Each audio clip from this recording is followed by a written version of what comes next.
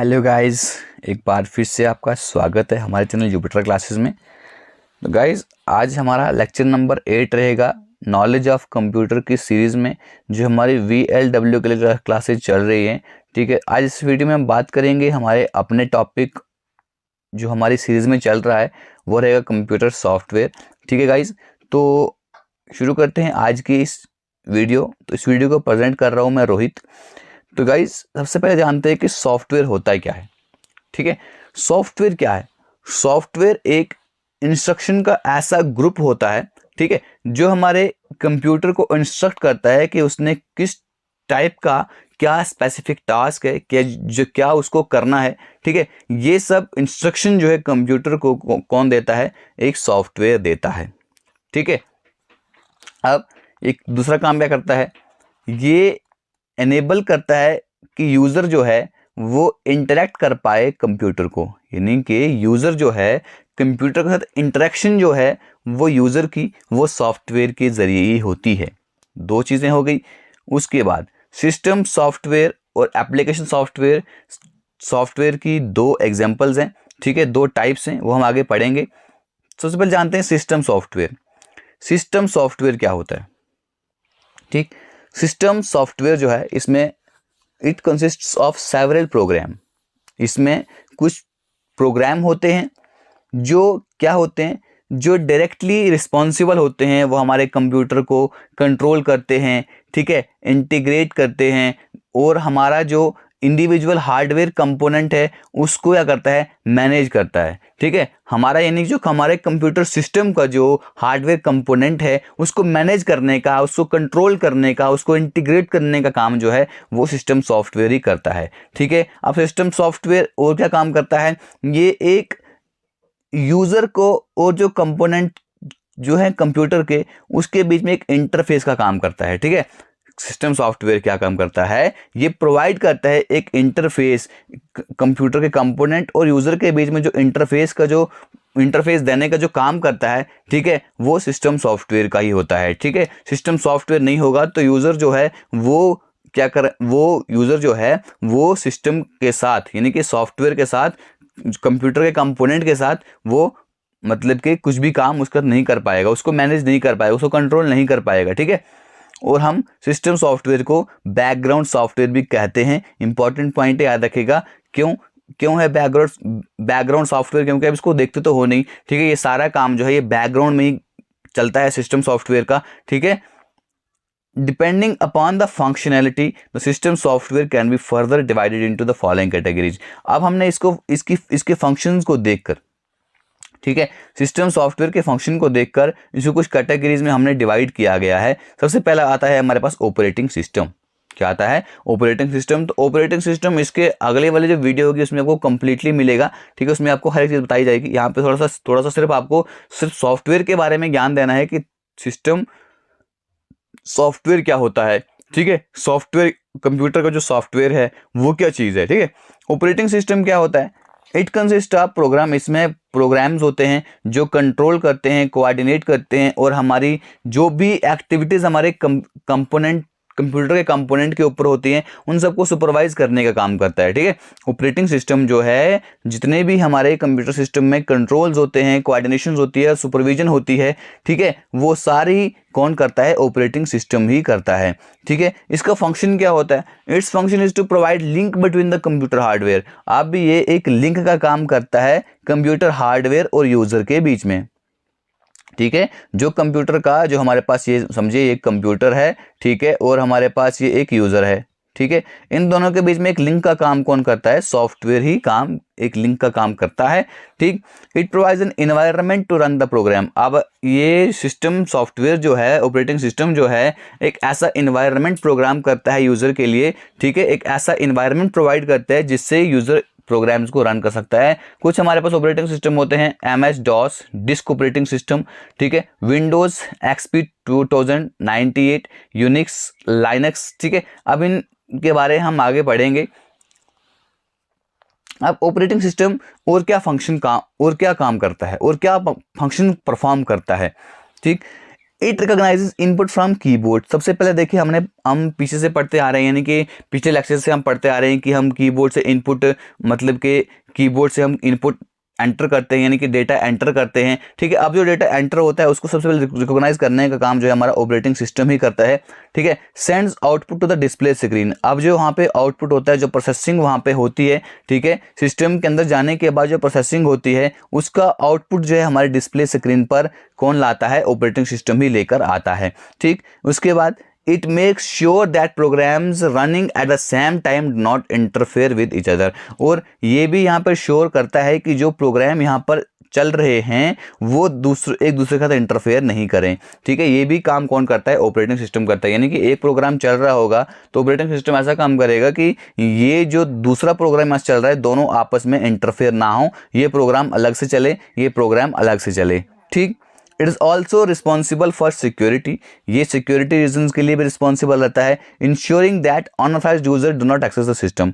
ठीक है, यहाँ पे ये श्योर होता है कि जो अनऑथराइज्ड यूजर हैं, जिसको आपने ऑथराइजेशन नहीं दी है, ठीक है, वो सिस्टम को एक्सेस नहीं कर पाएं। ये भी हमारा ऑपरेटिंग सिस्टम का ही एक फंक्शन होता है। ठीक है, क्वेश्चन आपसे इस तरह पूछा जा सकता है कि बताइए भाई ऑपरेटिंग सिस्टम के फंक्शंस क्या क्या होते हैं। कुछ ऐसे ऑप्शन दिए होंगे, बताइए कि इनमें से कौन से फंक्शंस हैं या कौन से फंक्शंस नहीं हैं। इस तरह से क्वेश्चन पूछा जा सकता है। एक बार फिर देखते हैं कि जो हमारा कीबोर्ड है उसका जो हम कीबोर्ड से इनपुट डालते हैं उसको रिकॉग्नाइज करता है और डिस्प्ले स्क्रीन में उस आउटपुट को भेजता है। उसके बाद जो प्रोग्राम चल रहे होते हैं वो एट द सेम टाइम दूसरे से इंटरफेयर ना करें। ठीक है, सिक्योरिटी रीजन के लिए भी रिस्पॉन्सिबल रहता है ताकि कोई अनऑथराइज्ड यूजर जो है आपके सिस्टम को एक्सेस ना कर पाए। ठीक, अब नेक्स्ट होता है हमारे पास डिवाइस ड्राइवर्स। डिवाइस ड्राइवर जो आपके डिवाइस को ड्राइव करते हैं, यानी कि आपके डिवाइस को चलाते हैं। डिवाइस ड्राइवर क्या होता है? एक सॉफ्टवेयर होता है। इसको इस तरह से, इस सॉफ्टवेयर को इस तरह से लिखा जाता है जिसका ऑब्जेक्टिव क्या होता है? वो एक डिवाइस को फंक्शनल बनाता है, उस डिवाइस को काम करने के काबिल बनाता है।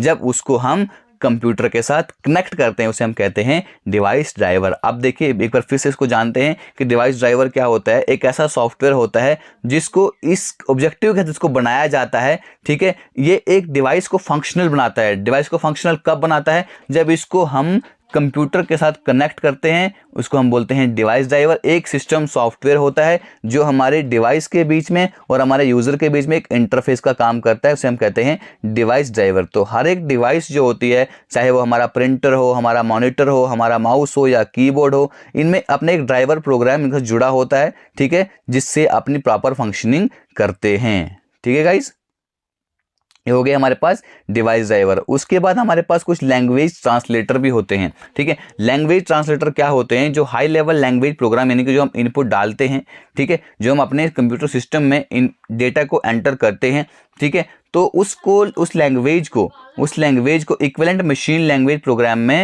यानी कि हम जो high level language program input करते हैं, ठीक है, उसको वो ट्रांसलेट करता है इक्विवेलेंट मशीन लैंग्वेज, जो हमारे पास आउटपुट आता है। तो आपको पता है कि कंप्यूटर जो है सिर्फ 0 और 1 की लैंग्वेज समझ सकता है, यानी कि ये मशीन लैंग्वेज ही समझ सकता है। और लैंग्वेज ट्रांसलेटर क्या काम करता है? It also detects and report the error during translation. अगर हमारी ट्रांसलेशन में कोई एरर होगा, ठीक है, उसको भी डिटेक्ट करने का काम करता है। अब लैंग्वेज ट्रांसलेटर के हमारे पास 3 एग्जांपल्स हैं, असेंबलर, कंपाइलर, इंटरप्रेटर। ठीक है, ये 3 टाइप्स हैं हमारे लैंग्वेज ट्रांसलेटर की। तो इनके बारे में भी हम जानते हैं बारी बारी।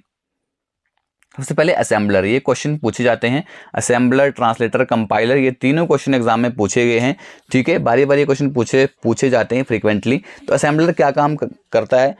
It converts a program written in assembly language into machine language. अब जो प्रोग्राम असेंबली लैंग्वेज, यानी कि हमारा प्रोग्रामिंग लैंग्वेज का अलग से टॉपिक रहेगा, उसे हम अच्छे से डिस्कस करेंगे। ठीक है, ये असेंबली लैंग्वेज को मशीन लैंग्वेज में कन्वर्ट करने का काम करता है, रखेगा। असेंबलर है assembly into machine language, simple. ठीक है, अब असेंबली लैंग्वेज होती क्या है? Assembly language consist of mnemonic code. Assembly language में एक निमोनिक कोड होते हैं, ठीक है, जिनको याद करना बहुत ही डिफिकल्ट रहता है और ये मशीन डिपेंडेंट होते हैं। ठीक है, अब इनको कन्वर्ट करने का काम कौन करता है? असेंबलर। ठीक, कंपाइलर, अब कंपाइलर क्या काम करता है, it convert high level language into machine language. अब याद रखिए असेंबलर जो है असेंबली लैंग्वेज, असेंबली लैंग्वेज में क्या होता है, इसमें एक निमोनिक्स कोड होते हैं, ठीक है। अब कंपाइलर क्या काम करता है, हाई लेवल लैंग्वेज को मशीन लैंग्वेज में क्या काम करता है, कन्वर्ट करने का काम करता है, जिसको प्रोसेसर समझ सकता है, ठीक है, which can be understood by processor. सिर्फ मशीन लैंग्वेज को प्रोसेसर ही समझ सकता है। अब जो हाई लेवल लैंग्वेज को कन्वर्ट करने का काम करेगा मशीन लैंग्वेज में कंपाइलर, ठीक है। हर एक मतलब for each high level language, हर एक की हाई लेवल लैंग्वेज को कन्वर्ट करने के लिए एक सेपरेट कंपाइलर की ज़रूरत पड़ती है हमारे कंप्यूटर सिस्टम को। तो एक कंपाइलर जो है एक यूनिक ऑब्जेक्ट प्रोग्राम जो है उसको क्रिएट करता है। जैसे कि हम जानते हैं if a source program is compiled, अगर हमारा सोर्स प्रोग्राम जो है वो कंपाइल्ड है, ठीक है, अगर वो ट्रांसलेटेड है, उसको यहाँ पे source there is no need of that source program because output can be obtained by the executing that object program, ठीक है। अब मैंने आपसे ये कहा कि अगर हमारा सोर्स प्रोग्राम जो है वो पहले ही क्या है, कंपाइल किया हुआ है, तो वहाँ पे जो आउटपुट होगा वो ऑब्जेक्ट प्रोग्राम के जरिए उसको आउटपुट करने की ज़रूरत नहीं पड़ेगी। कंपाइलर क्या काम करता है, कन्वर्ट द जितनी भी हमारी हाई लेवल लैंग्वेज है उसको एक ही उसमें इन वन गो में उसको कन्वर्ट कर देता है, और जितनी भी एरर्स हैं उनको रिपोर्ट कर देता है along with the line number. तो ये बताएगा भी तो कौन सी लाइन में कौन से नंबर में आपको क्या है एरर आ रहा है। सिंपल है, आपको यह काम करना है कि इतना याद रखना है कि हाई लेवल लैंग्वेज को मशीन लैंग्वेज में कन्वर्ट करने का काम जो है वो कंपाइलर करता है, ठीक। सिंपल है, याद रखिएगा। अब अगला है इंटरप्रेटर। इंटरप्रेटर क्या काम करता है, इंटरप्रेटर भी हाई लेवल लैंग्वेज प्रोग्राम जो उसको मशीन लैंग्वेज में कन्वर्ट करने के काम करता है, लेकिन इट लाइन बाय लाइन। वो कंपाइलर क्या करता है, इन वन गो, एक साथ, और यहाँ पर ये लाइन बाय लाइन कन्वर्ट करता है, ठीक है। अगर किसी भी लाइन में एरर होगा तो ये एग्जीक्यूशन जो है इमीडिएटली स्टॉप कर देता है और यूज़र को बता देता है कि यहाँ पर आपका क्या है, यहाँ पर आपका कोई एरर आ रहा है, इसको ठीक कीजिए, ठीक है। Program execution can not resume until the error is rectified by the user, ठीक है। इंटरप्रेटर तब तक काम नहीं करता है जब तक कि जो एरर आया है उसको यूज़र रेक्टिफाई ना करे, तब तक इंटरप्रेटर काम करना बंद कर देता है, तब तक वो रिज्यूम नहीं होता है। तो interpreter is very useful for debugging and suitable for novice programmer, ठीक है। नोवाइस क्या होता है, नोवाइस मतलब न्यू। तो इंटरप्रेटर जो होता है ये बहुत यूजफुल होता है डिबगिंग के लिए, और ये जो नए प्रोग्रामर है उनके लिए यूज होता है, क्योंकि उनको बता देगा, अगर वो प्रोग्रामिंग कर रहे होंगे बता देगा कि भाई यहाँ पे आपको एरर है, इसको रेक्टिफाई कीजिए, तो इसको यूज़र रेक्टिफाई कर देगा, ठीक। This is a slow process and consume less memory space. ये स्लो प्रोसेस होता है और ये मेमोरी स्पेस बहुत कम कंज्यूम करता है। तो ये हो गए हमारे 3 चीज़ें, ठीक है। इसमें मैंने बात किया एक असेंबलर, इंटरप्रेटर और कंपाइलर। कंपाइलर क्या काम करता है, इन वन गो में हाई लेवल लैंग्वेज को मशीन लैंग्वेज में करता है। इंटरप्रेटर हाई लेवल लैंग्वेज को मशीन लैंग्वेज में करता है, लेकिन लाइन बाय लाइन।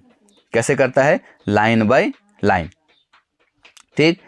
असेंबलर क्या काम करता है, असेंबली लैंग्वेज को क्या करता है, मशीन लैंग्वेज में कन्वर्ट करता है। असेंबली लैंग्वेज में क्या होते हैं, निमोनिक्स कोड होते हैं, इनको लर्न करना बहुत ही डिफिकल्ट रहता है। अब हमारे पास अब हम बात करते हैं लिंकर की। लिंकर क्या होता है, लिंकर भी एक सिस्टम प्रोग्राम होता है जो बहुत सारे ऑब्जेक्ट के मॉड्यूल्स होते हैं, लाइब्रेरीज होते हैं, ठीक है। उनको क्या काम करता है, उनको एक एग्जीक्यूटेबल प्रोग्राम बनाने के लिए लिंक करता है। एक बार फिर से समझते हैं, थोड़ा डिफिकल्ट लैंग्वेज लिखी हुई है। सिस्टम प्रोग्राम, लिंकर एक सिस्टम प्रोग्राम होता है, ठीक है, that links together several object module, जो बहुत सारे ऑब्जेक्ट मॉड्यूल्स को एक साथ लिंक करता है, and libraries to form a single, बहुत सारे ऑब्जेक्ट मॉड्यूल्स को और लाइब्रेरी को क्या काम करता है, लिंक करने का काम करता है, और एक सिंगल और कोहेरेंट प्रोग्राम बना देता है, ठीक है, एग्जीक्यूटेबल प्रोग्राम बना देता है। अब जो लिंकर का जो मेन पर्पस होता है, जितने भी हमारे रेफरेंसेस होते हैं फाइल्स के बीच में, उनको रिसॉल्व करता है, ठीक। Linker is use to determine the memory location. Linker को हम किसके लिए यूज करते हैं, जो हमारी मेमोरी लोकेशंस हैं उनको डिटरमाइन करने के लिए उसको यूज करते हैं। That code from each module will occupy and relates it's instructions bye adjusting absolute references, ठीक है। बस आपको सिंपल याद रखना है कि लिंकर क्या काम करता है, लिंक करने का काम करता है सेवरल मॉड्यूल्स को और लाइब्रेरीज को, और एक सिंपल सिंगल और कोहेरेंट प्रोग्राम बना देता है, ठीक। नेक्स्ट वन है लोडर।